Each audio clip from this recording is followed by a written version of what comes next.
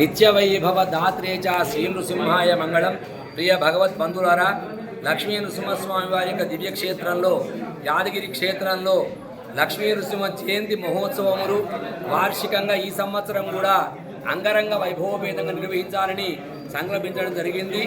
30వ తారీఖు నాడు స్వామివారి యొక్క వైశాఖ శుద్ధ చతుర్దశి స్వామివారి యొక్క జన్మదిన మహోత్సవములు, దానికి పూర్వాంగంగా 5 రోజులు పాంచానిక పంచకుండాత్మక లక్ష్మీ నృసింహ హవన సరిత యజ్ఞ కార్యక్రమాలు నిర్వహిస్తూ జయంతి మహోత్సవం నిర్వహించడం జరుగుతుంది.